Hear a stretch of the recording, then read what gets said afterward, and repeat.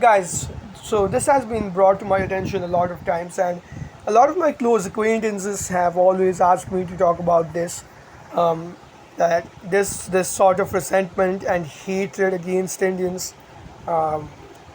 throughout the West that's rising uh, as we speak. But what might be the reasons behind this? So to start off with a personal experience of mine, when I'm talking to people, I might not be someone who's pretty, but when I'm talking to people, it often turns out that people mistake me for someone who is mixed race, especially when I have my hair done in certain ways, because my hair kind of resembles a sort of an afro, and people would assume that I'm mixed race, and then I open my mouth and I tell them I'm from India. They start acting different. This is simply what I have observed. Then you have to explain to them that laughing at the condition India is in today is like laughing at a special needs kid and feel and try to feel superior. Like that's what it is. And yeah, some people do understand. Some people do not understand. Some people cannot be reasoned with, right? You are better off trying to wrestle a sperm whale underwater than trying to reason with certain people who have an internalized hatred for you anyways. So you wouldn't succeed in every single case, but if you lash back at them, if you respond to them with hatred, with the same hatred that they have been conditioned to have for you, you would never make any gains in fixing the image of your country, in fixing the image of you as an individual. So hate is not the solution. Resentment is not the solution in a lot of cases. So let's talk about first the whole PewDiePie thing. Of course, some of those village dudes who can't even form a proper sentence in English sent those fucked up DMs to white women. And those white women, of course, showed off those DMs, and it sort of became a humiliation ritual. Now, let's talk about this further. This same shit happens with white people. Let's not pretend that this doesn't happen with white people, black people, Chinese men, black men, white men, all of them do this kind of stuff. And even white women, black women, and brown women, all kinds of women send fucked up messages too. Like my mom's phone just always keeps ringing whenever you don't need it to. They send fucked up messages to the opposite gender, thirst messages. But what really determines the perception is your attractiveness. We have talked about this again and again. And Indian men happen to have the lowest SMV among the races a lot of the times. Maybe slightly higher than Asian men, but yeah, more or less the lowest or the joint lowest. So, of course, those messages are considered more offensive than they are, especially compared to a white guy or a black guy who's sending those same messages. Now, black men are not the same level of attractive as white men, but they do look more masculine on average. So, yeah, there's certain things to be accounted for right there. Like, you can be somewhat ugly, and if you are still masculine looking, it kind of makes up for it.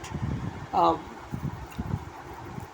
But these alone cannot be the reason that so many white people have resentment against Indians. It simply cannot be, right.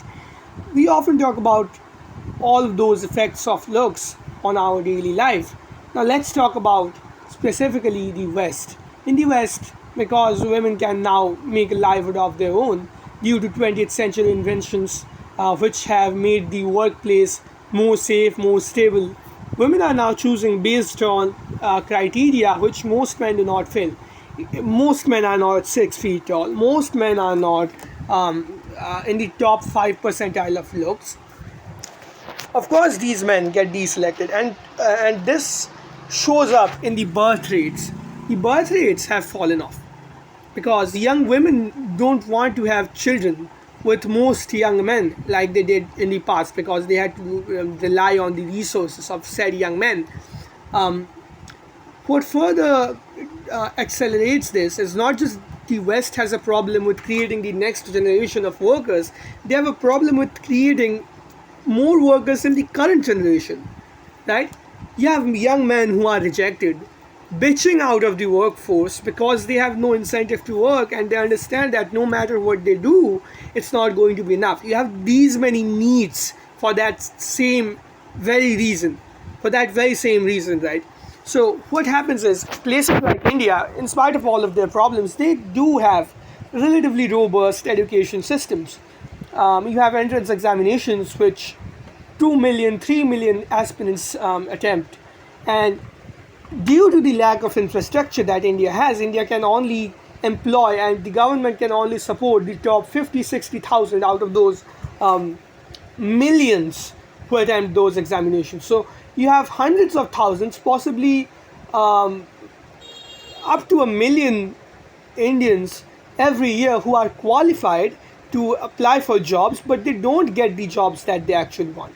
Now, the West is more than happy to employ these men in particular from India who could not get a chance due to the limited infrastructure that India has. This is also the case for Southeast Asia.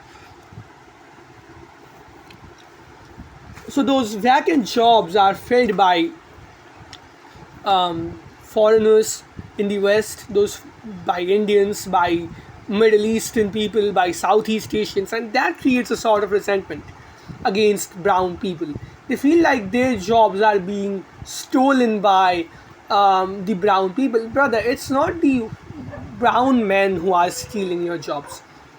It is your government that has taken away your incentive from you to contribute anything to society. That you would get anything in return from society if you contribute to it. That incentive has been taken away from you. That is the real culprit in there. And this fucking dog, man. It's not the brown people who have taken away the average white man's incentive to contribute to society.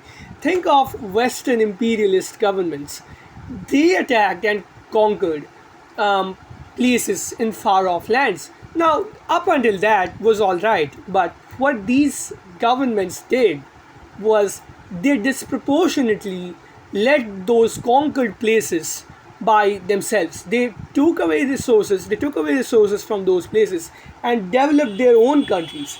And that development is what allowed women to have jobs in places like United Kingdom, France, Portugal, and even United States. But United States had the advantage of a naturally huge country, but for most of the places like France, United Kingdom, like the Portuguese, Spanish, their advantage was conquering far off places, right? And they left those people they conquered in the dust. And now it's those people who are qualified to have those jobs who are taking on those jobs. I'm not going to make up some narrative that it's reverse colonization, bro. Like, they need jobs. You destroyed this country, and these people cannot be employed because the infrastructure to employ them does not exist.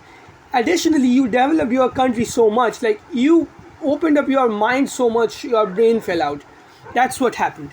And after women got employed, your men lost the initiative to contribute to society, and that's perfectly understandable. But the whole point is, don't hate men who might have a lot to share in common with you, who might have a lot of the same life experiences as you. You are only throwing away precious opportunities to garner allies, to have more people who understand your problems, who have the same problems as you.